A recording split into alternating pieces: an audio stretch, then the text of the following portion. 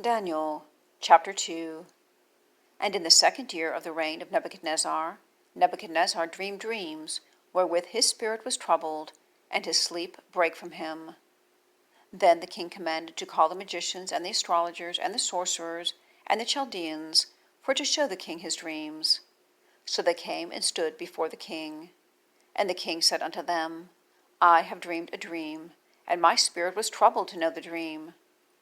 Then spake the Chaldeans to the king in Syriack, O king, live forever. Tell thy servants the dream, and we will show the interpretation. The king answered and said to the Chaldeans, The thing is gone from me. If ye will not make known unto me the dream, with the interpretation thereof, ye shall be cut in pieces, and your houses shall be made a dunghill. But if ye show the dream, and the interpretation thereof, ye shall receive of me gifts and rewards and great honor. Therefore show me the dream, and the interpretation thereof.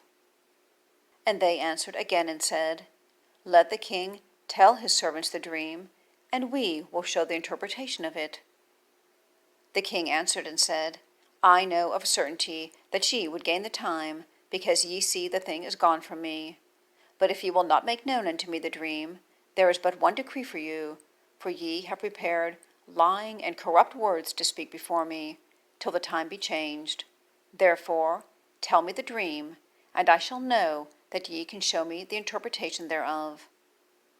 The Chaldeans answered before the king and said, There is not a man upon the earth that can show the king's matter. Therefore there is no king, lord, nor ruler that asks such things at any magician or astrologer or Chaldean. And it is a rare thing that the king requireth, and there is none other that can show it before the king, except the gods, whose dwelling is not with flesh. For this cause the king was angry and very furious, and commanded to destroy all the wise men of Babylon. And the decree went forth that the wise men should be slain, and they sought Daniel and his fellows to be slain. Then Daniel answered with counsel and wisdom to Arioch, the captain of the king's guard, which was gone forth to slay the wise men of Babylon. He answered and said to Arioch, the king's captain, Why is the decree so hasty from the king? Then Arioch made the thing known to Daniel. Then Daniel went in, and desired of the king that he would give him time, and that he would show the king the interpretation. Then Daniel went to his house, and made the thing known to Hananiah, Mishael, and Azariah, his companions, that they would desire mercies of the God of heaven concerning this secret, that Daniel and his fellows should not perish with the rest of the wise men of Babylon. Then was the secret revealed unto Daniel in a night vision. Then Daniel blessed the God of heaven. Daniel answered and said, Blessed be the name of God, for ever and ever, for wisdom and might are his, and he changeth the times and the seasons. He removeth kings, and setteth up kings. He giveth wisdom unto the wise, and knowledge to them that know understanding. He revealeth the deep and secret things. He knoweth what is in the darkness, and the light dwelleth with him. I thank thee and praise thee, O thou God of my fathers, who hast given me wisdom and might, and hast made known unto me now what we desired of thee. For thou hast made known unto us the king's matter. Therefore Daniel went in unto Arioch, whom the king had ordained to destroy the wise men of Babylon.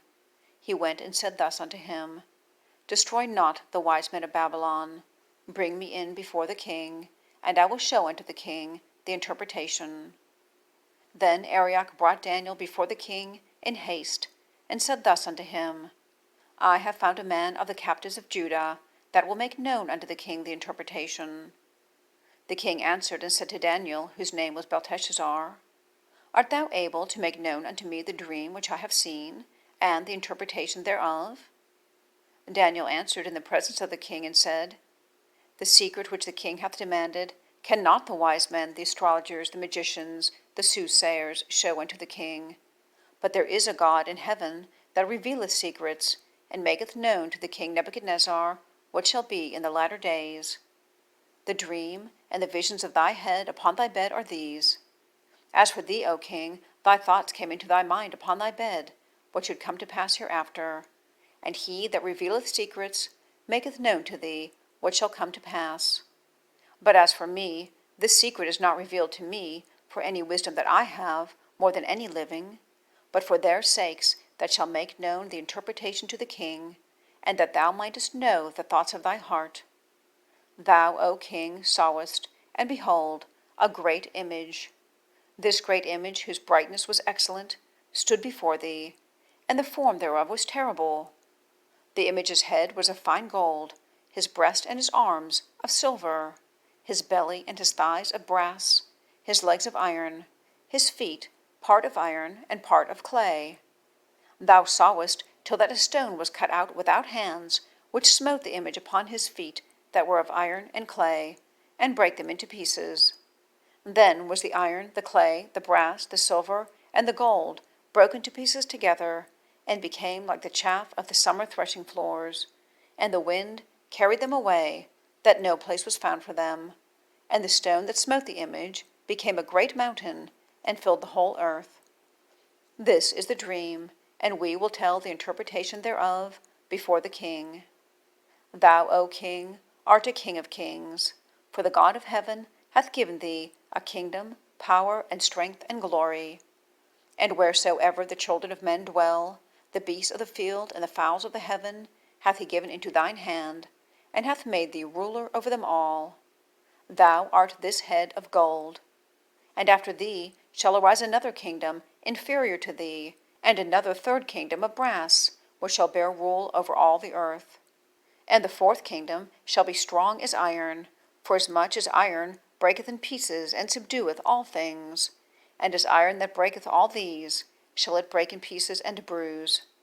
And whereas thou sawest the feet and toes, part of potter's clay and part of iron, the kingdom shall be divided, but there shall be in it of the strength of the iron, forasmuch as thou sawest the iron mixed with the miry clay. And as the toes of the feet were part of iron and part of clay, so the kingdom shall be partly strong and partly broken. And whereas thou sawest iron mixed with miry clay, they shall mingle themselves with the seed of men, but they shall not cleave one to another, even as iron is not mixed with clay. And in the days of these kings shall the God of heaven set up a kingdom, which shall never be destroyed. And the kingdom shall not be left to other people, but it shall break in pieces and consume all these kingdoms, and it shall stand forever.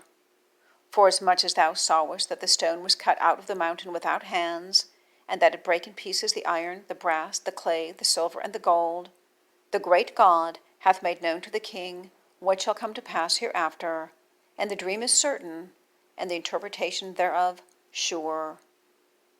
Then the king Nebuchadnezzar fell upon his face, and worshipped Daniel, and commanded that they should offer an oblation and sweet odors unto him.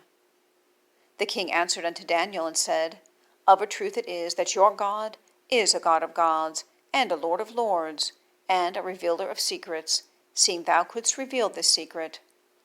Then the king made Daniel a great man, and gave him many great gifts, and made him ruler over the whole province of Babylon, and chief of the governors over all the wise men of Babylon. Then Daniel requested of the king, and he set Shadrach, Meshach, and Abednego over the affairs of the province of Babylon. But Daniel sat in the gate of the king.